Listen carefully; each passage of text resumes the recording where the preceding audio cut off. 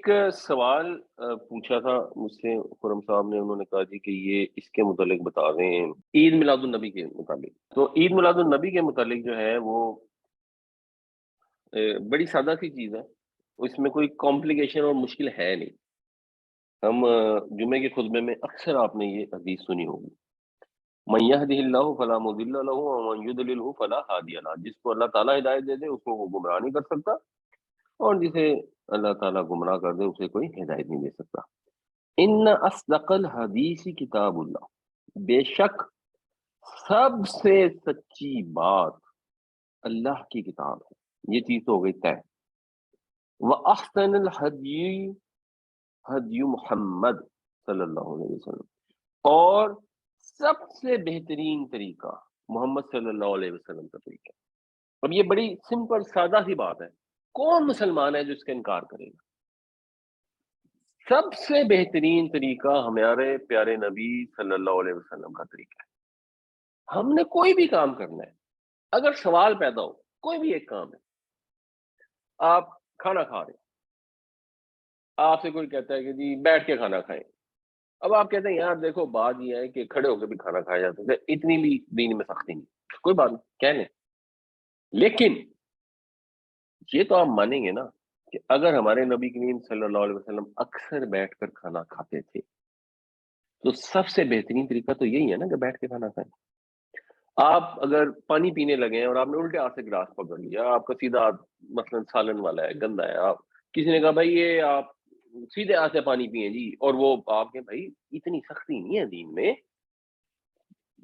الٹے سے بھی اگر کوئی اس طرح کی مجبوری ہے تو پیا جا سکتا ہے. مطلب ایک آرگومنٹ ہوتا ہے، کوئی تو کہیں گے پیا ہی نہیں جا سکتا، سوال ہی نہیں پیدا. وہ ایک چیز ہوگی. ایک ہو گئے جو کہیں گے نہیں نہیں یہ بھی الاؤڈ ہے. مگر یہ تو ہم مانیں گے نا کہ صحیح طریقہ، بہتر طریقہ، سب سے بہتر طریقہ تو سیدھے ہاتھ سے، کیونکہ ہمارے نبی پاک صلی اللہ علیہ وسلم اکثر سیدھے ہاتھ سے پانی پیتے تھے. یا ہمارے پاس اس طرح کی رپورٹنگ نہیں ہے کہ حضور الٹے ہاتھ سے پانی پیتے. جب حضور الٹے ہاتھ سے نہیں پیتے تھے تو یہ تو ممکن ہے کہ الٹے ہاتھ سے پانی پینا الاؤڈ ہو.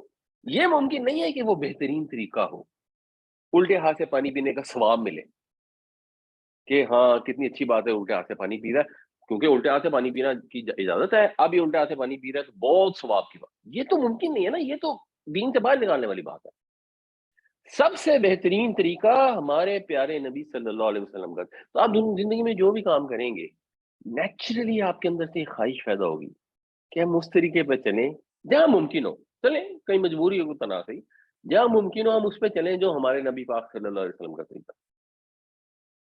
ایک تو یہ چیز سمجھ لیں. اب عید میلاد النبی ہر سال 12 ربیع الاول کو ایک دن منانا، یعنی نبی کریم صلی اللہ علیہ وسلم نے دو عیدیں تو بتائی نا کہ ایک عید الفطر ہے، ایک عید الاضحیٰ. اس کو تو ہم مناتے ہیں کیونکہ حضور مناتے تھے تو ہم بھی مناتے ہیں. کہیں حضور نے کہا جمعے والا دن بھی عید ہوتا ہے تو ہم بھی اس کو دن کو عید کہہ سکتے ہیں. 12 ربیع الاول کو تو کبھی حضور نے کہا یہ عید کا دن ہے. 12 ربیع الاول کو تو کبھی نبی کریم صلی اللہ علیہ وسلم نے نہیں منایا. پہلی تو بات ہے کہ اگر اس کی اجازت بھی ہو تو اس کو منانا بہترین طریقہ تو نہیں ہو سکتا نا. بہترین طریقہ تو وہ ہوگا جو ہمارے محبوب رسول کیا کرتے تھے. اس میں تو کوئی ڈبیٹ ہو نہیں سکتی. اب ریلی یہ اتنی سمپل سی چیز ہے جس کی مجھے تو سمجھ نہیں آتی ایکچولی لوگ اس پہ کیا ڈبیٹ کرتے ہیں اور کیوں کرتے ہیں. اس کو سب مانتے ہیں کہ حضور نے 12 ربیع الاول کا دن کبھی نہیں منایا. اس کو سب مانتے ہیں کہ خلفائے راشدین نے کبھی نہیں منایا، بلکہ سب مانتے ہیں کہ کئی سو سال نہیں کسی نے منایا. یہ کچھ 100 سالوں بعد یہ دن منانا شروع ہوئے. تو شروع ہو یہاں سے ہوتا ہے کہ جی ہم نے دن منا بھی لیا تو اس میں کون سی بری بات ہے. تو پہلی بات یہ ہے کہ بری بات ہے یا نہیں اس کو تو چلیں اس کو بھی ڈسکس کر لیتے ہیں. لیکن بہترین طریقہ تو نہیں ہے نا اس کو منانا. ہمیں تو وہ کرنا چاہیے جو ہمارے. اب مثلا ہم کہیں گے نبی صلی اللہ علیہ وسلم، ایک حدیث بھی آتی ہے ویسے کہ آپ جو پیر کے دن روزہ رکھتے تھے تو کسی نے پوچھا، وہ حدیث اس کی اتھینٹسٹی اتنی نہیں ہے لیکن اگر اس کو صحیح مان لیا جائے تو یہ پتہ لگتا ہے کہ نبی صلی اللہ علیہ وسلم سے کسی نے پوچھا کہ آپ پیر والے دن روزہ کیوں رکھتے ہیں، تو حضور نے فرمایا کہ میری پیر والے دن پیدائش ہوئی تھی تو میں اس لیے روزہ رکھتا ہوں. تو ٹھیک ہے، پھر ہمیں یہ اندازہ ہو گیا نا کہ شاید یہ حضور کا طریقہ ہے. اگر اتھینٹک ہے تو پکا طریقہ ہے، اور اگر اتھینٹک نہیں ہے تو چلے شاید یہ طریقہ ہے. تو اگر آپ نے کسی بھی لحاظ سے نبی کریم صلی اللہ علیہ وسلم کے پیدا ہونے کی خوشی کو منانا ہے تو پھر ہر پیر کو روزہ رکھا کریں، کیونکہ حضور ہر پیر کو روزہ رکھتے تھے. وہ آپ کر نہیں رہے، اور آپ 12 ربیع الاول کو منا رہے ہیں، اور 12 ربیع الاول ایک ایسی تاریخ ہے جس کے متعلق یہ تو اوتھینٹسٹی سے ریلیٹو اوتھینٹسٹی ہے کہ اس روز نبی کریم صلی اللہ علیہ وسلم کی وفات ہوئی تھی۔ یہ چیز کہ اب اس کے دن پیدا ہوئے تھے، اس کی تو کوئی اوتھینٹسٹی ہے بھی نہیں اور ہو بھی نہیں سکتی، کیونکہ جب نبی کریم صلی اللہ علیہ وسلم کی وفات ہوئی تو آپ تو دنیا کی مشہور ترین شخصیت تھے اس وقت بھی، 1 لاکھ سے زیادہ لوگ آپ کے پروانے تھے، سب کو پتا تھا آج حضور کا انتقال ہو گیا نا، تو دنیا میں سب کو پتا تھا، تو وہ تو اگر اور تاریخ ہمارے پاس آتی ہے تو اس میں تو کافی اوتھینٹسٹی ہو گئی۔ جب نبی کریم صلی اللہ علیہ وسلم پیدا ہوئے تو کسی کو بھی نہیں پتا تھا کہ یہ بنیں گے وہ سورج جس سے پوری دنیا کو ہدایت کی روشنی ملے گی، تو کسی کو پتا تھا ہی نہیں، جب پتا تھا ہی نہیں تو ظاہر سی بات ہے اس ڈیٹ میں تو ویسے اوتھینٹسٹی نہیں ہے، تو یوم وفات ہونے میں تو پھر بھی اوتھینٹک ہے، تو اس دن خوشیاں منانا یہ ویسے ہی سمجھ سے باہر ہے۔ اور اگر فرض کریں ہے ہی اور منانی ہی ہے تو پھر وہ تو پھر پیر کا دن ہے، تو پیر کے دن ہر پیر کو روزہ رکھیں۔ آگے اسی حدیث میں جو آگے بیان ہوتا ہے، اور یہ حدیث مختلف تھوڑے بہت الفاظ مختلف کتابوں میں ہی، میں نے سنن نسائی کی لیے کیونکہ عام طور پہ ہمارے جمعے کے خطبے میں یہ والی پڑھی جاتی ہے۔ وَشَرَّ الْأُمُورِ مُحْدَثَاتُهَا، حدثہ کہتے ہیں نئی چیز، حادثہ جیسا ہوتا ہے نا جو ایک دم ہو جاتا ہے، اور امور میں سے، معاملات میں سے جو سب سے بری چیز ہے، سب سے برا کام ہے، وہ نیا کام ہے۔ وَكُلَّ مُحْدَثَةٍ بِدْعَةٍ، اور ہر نیا کام جو ہے وہ انوویشن ہے۔ بدعت کا مطلب بدیع السماواتی والارض کا مطلب ہوتا ہے جو عدم سے وجود میں لے کے آئے، جو پہلے سے ایک چیز موجود نہ ہو اس کو لے کے آئے وجود میں، یعنی ایجاد کرے، تو وہ ہر نیا کام انوویشن ہے، بدعت ہے۔ وَكُلَّ بِدْعَةٍ ضَلَالَةٍ، اور ہر جو بدعت ہے یہ گمراہی ہے، وَكُلَّ ضَلَالَةٍ فِي النَّارِ، اور ہر گمراہی جہنم میں لے کر جانے والی ہے۔ تو اب کیا پتہ لگا کہ اگر آپ نے کوئی نیا کام کیا ہے تو وہ نیا کام جو آپ نے کیا ہے وہ انوویشن ہے۔ اب لوگ اس پہ جواب دیں، اچھا جی پھر اس کا مطلب ہے فیس بک استعمال کرنا جہنم میں لے کے جانے والی چیز ہے، کیونکہ فیس بک بھی تو ایک انوویشن ہے۔ حالانکہ کامن سینس سے پتہ لگ رہا ہے اس کا یہ مطلب نہیں ہے، اور یہ دوسری حدیث میں بھی ہے کہ من احدث فی امرنا، جس نے ہمارے امرنا ھذا، ہمارے اس معاملے میں کوئی نیا طریقہ ایجاد کیا، ہمارے اس معاملے سے مراد یعنی ہمارے دین میں، جس نے ہمارے دین میں کوئی نیا طریقہ ایجاد کیا جو ما لیس منہ، جو اس میں نہیں ہے۔ اب اس میں یہ بات نہیں ہو رہی کہ اگر کسی نے کاغذ ایجاد کر لیا، یعنی اگر پہلے زبانی تھا، کسی نے لکھنے کا طریقہ ایجاد کر لیا، کسی نے کھجور کی چھالوں پہ لکھتے تھے اور اونٹ کی ہڈیوں پہ شانے کی لکھتے تھے تو اس نے کاغذ استعمال کر لیا، تو یہ نہیں، یہ بات ہو رہی ہے جو ہمارے دین میں نیا طریقہ ایجاد کیا فہو رد، تو وہ مردود ہے، وہ ناقابل قبول ہے۔ تو یہ چیز بڑی کلیئر اور واضح ہے، یعنی یہ وہ لوگوں نے ڈیفائن کیا کہ ایک بدعت وہ ہوتی ہے جو غلط کام کی ہوتی ہے۔ بھائی غلط کام تو ویسے ہی منع ہے۔ اگر ایک آدمی نے یہ رواج ڈالا کہ کسی نماز کے موقع پر کوئی بےہودہ ڈانس کیا جائے گی، کوئی محفل سجائی جائے گی جس میں شراب پی جائے، تو اس کے لیے ان الفاظ کی تو ضرورت ہی نہیں ہے نا، شراب تو ویسے ہی حرام ہے، وہ تو ویسے ہی پتا ہے کہ شراب پینا جہنم میں لے جانے والا کام ہے۔ یہاں پر تو بات ہو رہی ہے ہر نئی چیز کی۔ اب ہر نئی چیز سے انڈرسٹوڈ ہے کہ اس سے مراد فیس بک نہیں ہے، اس سے مراد زوم نہیں ہے، اس سے مراد ہے دین کے اندر کوئی نئی چیز جو دوسری حدیثوں میں واضح بھی ہوتا ہے۔ تو یہ سب کو معلوم ہے کہ اگر دینی لحاظ سے کوئی نیا کام کیا جائے، وہ کہیں گے اچھا جی لیکن دیکھیں جی بات یہ ہے کہ آپ جو ہے وہ کرتے ہیں، مثال کے طور پر ایک کانفرنس کرتے ہیں جس کے اندر سارے لوگ اکٹھے ہو کے کوئی چیز ڈسکس کرتے ہیں اور دینی چیز ڈسکس کر لیتے ہیں۔ جب وہ دینی چیز ڈسکس بھی کر لیتے ہیں، مثلا مثال کے طور پہ فرض کریں کوئی جگہ اکٹھے ہو گئے لوگ، انہوں نے تبلیغ کی، تو تبلیغ کو دینی کام ہے اور تبلیغ کو لوگ سمجھتے ہیں ثواب کا کام ہے، یہ نہیں سمجھتے کہ فلاں جگہ اکٹھا ہونا ثواب کا کام ہے۔ اور اگر فرض کریں یہ لوگوں کو محسوس ہو رہا ہے کہ جو رائمنڈ میں ہر سال نومبر میں لوگ اکٹھے ہو جاتے ہیں، تو ایکچولی وہ دنوں کے اوپر اور رائمنڈ کی جگہ کے اوپر کوئی لوگ نہیں ہے کہ یہاں اکٹھے ہونے میں ثواب ہے۔ ایوری بڈی نوز کہ آپ چاہے رائمنڈ میں اکٹھے ہو جائیں کہیں اور اکٹھے ہو جائیں، دین کی بات کرنے کا ثواب ہے، تو دین کی بات کرنا تو سنت ہے، وہ تو نبی کریم صلی اللہ علیہ وسلم کا طریقہ ہے۔ تو رائمنڈ میں اکٹھے ہونے کو ثواب نہیں سمجھتے، ہاں احتیاط کا تقاضا یہ ہے کہ آپ یہ کام نہ کریں۔ آپ رائمنڈ میں اکٹھے ہو رہے ہیں اور ایک ہی نومبر کے مہینے میں اکٹھے ہو رہے ہیں، تو یہ بہتر ہے کہ اس کو نہ کریں. ایسا نہ ہو کہ اگلی نسلوں میں جا کے لوگ اس کو ثواب سمجھنا شروع کر دیں. تو جو بھی ایسے کام ہوتے ہیں جو ثواب سمجھ کر، جو دین کا طریقہ سمجھ کے کیے جاتے ہیں، وہ بدعت ہیں، اور ہر بدعت گمراہی میں لے جانے والی ہے. اب یہ چیز بالکل کلیئر ہے. اس کے اوپر پتہ نہیں کس چیز کی ڈسکشن ہوتی ہے، مجھے تو آج تک نہ کوئی اس کی لاجک سمجھ نہیں آئی.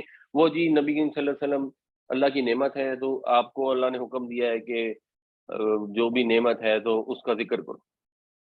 بھائی پہلی بات ہے کہ جس نعمت کا ذکر کرنے کی بات ہے وہ تو قرآن شریف ہے نا، کہ حضور کو اللہ نے قرآن دیا، ایک نعمت تھی، اور حضور کو کہا کہ اس کو آپ لوگوں کے سامنے اس کا چرچا کریں.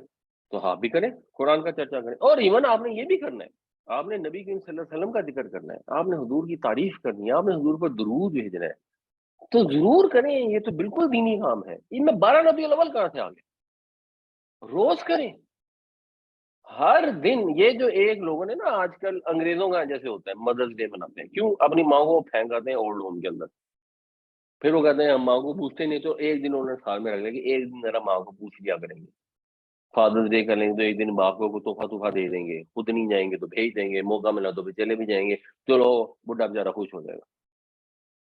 ہمارے معاشرے میں تو ایکچولی مثلاً مدر ڈے اور فادر ڈے کی کوئی تک نہیں ہے نا. ہمارے معاشرے میں تو والدین کی خدمت کرتے ہیں لوگ جنرلی، اللہ جن کو توفیق عطا فرمائے. کچھ بد نصیب ہمارے یہاں بھی ایسے ہیں جو نہیں کرتے، بٹ ان کی خدمت کرتے ہیں، ان کا خیال رکھتے ہیں. اور جس بچے کے پاس رہ رہے ہوتے ہیں وہ روز ان سے ملتا ہے، وہ روز every day is a father's day and a mother's day. تو اسی طرح every day is a day of the profit. ہمارا کون سا کام، کون سا لمحہ، کون سا مومنٹ ہے جس میں ہم اپنے نبی پاک صلی اللہ علیہ وسلم کے بتائے ہوئے طریقے کو یاد نہیں کرتے کہ حضور نے یہ طریقہ سکھایا، ہم نے ایسے ہی کرنا ہے؟ کس وقت ایسا ہوتا ہے جب ہمیں اپنے نبی صلی اللہ علیہ وسلم سے دل میں محبت محسوس نہیں ہوتی، آپ کے لیے دعا نہیں نکلتی، آپ کے لیے ہم درود پڑھنے کی خواہش نہیں پیدا ہوتی؟ تو every day is the day of the prophet. یہ عیسائیوں کی نقل میں آ کے اگر یہ کر بھی رہے ہوں، اور فرض کریں اس کا کوئی جواز نکلتا بھی ہو، کھینچ کھانچ کے کسی نے ثابت کر لیا کہ نہیں نہیں یہ اصل میں وہ والی بدعت نہیں ہے، کر بھی لیا، تب بھی یہ تو طے ہے نا کہ احسن الحدی حدی محمد، بہترین طریقہ محمد صلی اللہ علیہ وسلم کا طریقہ ہے. بہترین تو یہ ہے کہ اگر حضور میلاد نہیں مناتے تھے، 12 ربیع الاول کا دن سیلیبریٹ نہیں کرتے تھے، تو بہترین طریقہ یہ ہے کہ 12 ربیع الاول کا دن سیلیبریٹ نہ کیا جائے. یہ اب کامن سینس کا سوال ہے. باقی اگر کسی کو اس کے اوپر پھر بھی اس کو کوئی ہے تو وہ تو ظاہر سی بات ہے، ہر انسان نے قیامت والے دن اپنا جواب خود جا کر دینا ہے اور اپنے عمل کا خود حساب دینا ہے. اکثر خدموں میں ڈاکٹر ابھی تقریر کے اینڈ میں کہتے ہیں میں ماں علینا البلا. ہمارا کام تو یہ ہے کہ بات کو واضح کر کے پہنچا دیں. اگر کسی کو پاس دوسری کوئی بہتر بات ہے تو ضرور بتائیں، اس کو ہم بھی قبول کرنے کے لیے تیار انشاءاللہ. اچھا سر، اسی سلسلے میں ایک بڑی مثال دی جاتی ہے کہ قرآن پاک پہ جو اعراب لگائے گئے، یہ بہت یعنی کہ بعد میں لگائے گئے، تو یہ کہتے ہیں جی یہ بھی تو مطلب نا جی ایک جو ہے نا بدعت ہے، تو اس کو کیسے جسٹیفائی کریں گے آپ نا جی؟ دیکھیں جیسے میں نے مثال دی پیپر کی، کاغذ جو ہے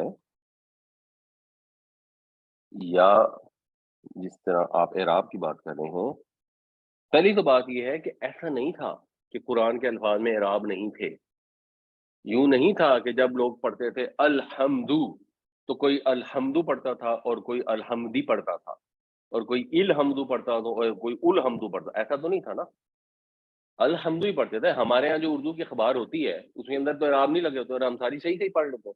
لیکن ہمیں یہ تو پتہ ہے نا کہ کل میں اور کل میں اور کل میں کہاں پر زبر ہے، کہاں پہ زیر ہے، کہاں پہ یہ تو ہمیں معلوم تھی. تو قرآن ویسی لکھی ہوئی کتاب تو آئی نہیں، قرآن شریف تو زبانی آیا. اب قرآن کو لکھا کیوں گیا؟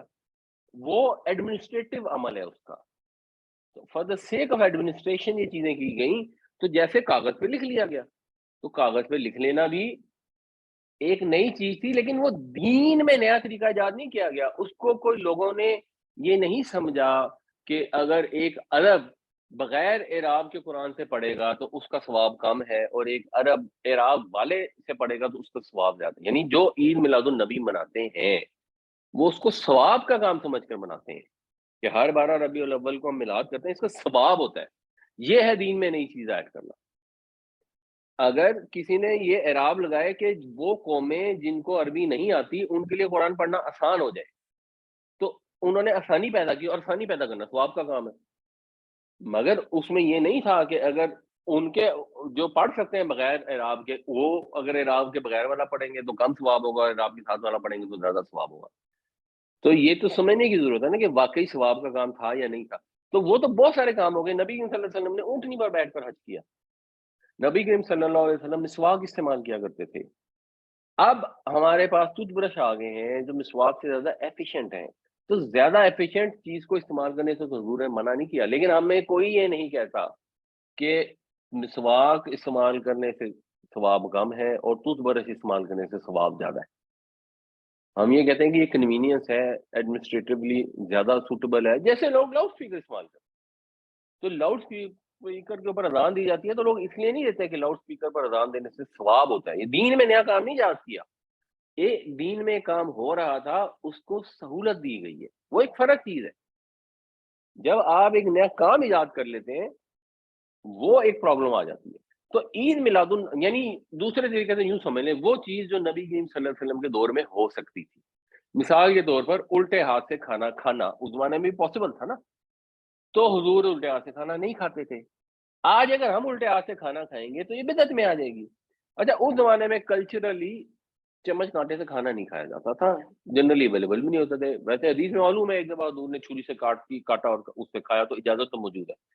بٹ اس زمانے میں چمچ کانٹے سے لوگ کھانا نہیں کھاتے تھے. تو اب اگر کوئی چمچ کانٹے سے کھانا کھا لیتا ہے تو ہم اس کو کوئی یہ طریقہ نہیں ہم نیا ڈال رہے. ہاں، اگر ہم بات کریں گے تو ہم یہی کہیں گے کہ کیونکہ حضور ہاتھ سے کھاتے تھے تو ہاتھ سے کھانے کا ثواب زیادہ ہے، ہاتھ سے کھانا زیادہ افضل ہے. unless it is difficult. ایک بہت گرم گرم سوپ ہے، اس کو آپ چمچ کے بغیر پینا آپ کو زیادہ تکلیف دے گا، تو وہ آپ کہیں گے نہیں، اس کو چمچ سے ہی پئیں کیونکہ حضور نے بے وجہ اپنے آپ کو تکلیف میں ڈالنے کی اجازت دی. تو وہ بات تو ٹھیک ہے.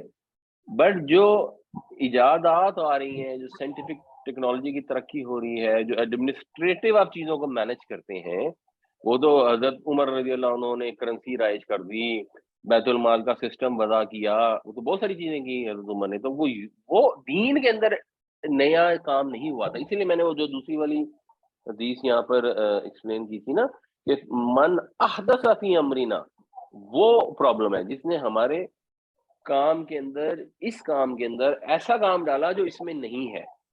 تو وہ ایسا کام جو اس میں نہیں ہے، وہ طریقے ہیں جو نبی کریم صلی اللہ علیہ وسلم اختیار فرما سکتے تھے اور آپ نے نہیں اختیار فرمائے. وہ پرابلم ہے. جیسا تو اونٹ پہ حج کرنا اور آج کل جہاز پہ حج کرنا. بالکل جیسے آج کل جہاز پر جانا.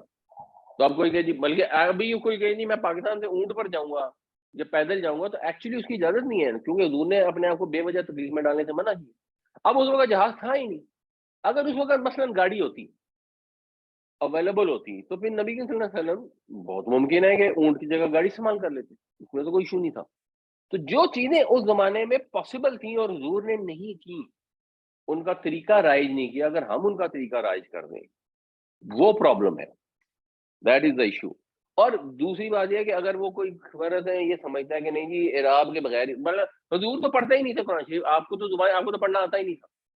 تو کوئی کہے جی زبانی یاد رکھنا اور زبانی پڑھنا زیادہ افضل ہے، تو اس میں ہمیں کوئی ایشو نہیں، کہہ لیں. زیادہ افضل سمجھا جاتا ہے تو وہ کہہ لیں. لیکن ایسا نہیں ہوا کہ حضور نے خود نہیں پڑھے لکھے تھے تو لوگوں کو اجازت نہیں تھی کہ وہ بھی نہ پڑھے. مگر حضور الٹے ہاتھ سے کھانا نہیں کھاتے تھے تو اس وقت کھا سکتے تھے. تو حضور عید میلاد النبی کا دن 12 ربیع الاول کو نہیں مناتے تھے، منا سکتے تھے، نہیں مناتے تھے. تو وہ طریقہ تو پاسبل تھا نا، وہ تو نہیں کرتے تھے. اب اعراب اس وقت کیوں نہیں لگے؟ وہ جیسے جیسے آگے چیزیں ترقی ہوتی گئیں، آسانیاں، تو آسانیاں بہم پہنچانا، لوگوں کے لیے زندگی کو آسان کرنا، یہ تو سنت ہے. تو اگر آپ سمجھتے ہیں کہ 12 ربیع الاول کرنے سے کوئی آسانی آ جاتی ہے جینوئنلی، تو پھر ایک فرق بات ہے، ہمیں تو نہیں سمجھ اسے کون سی آسانی آتی.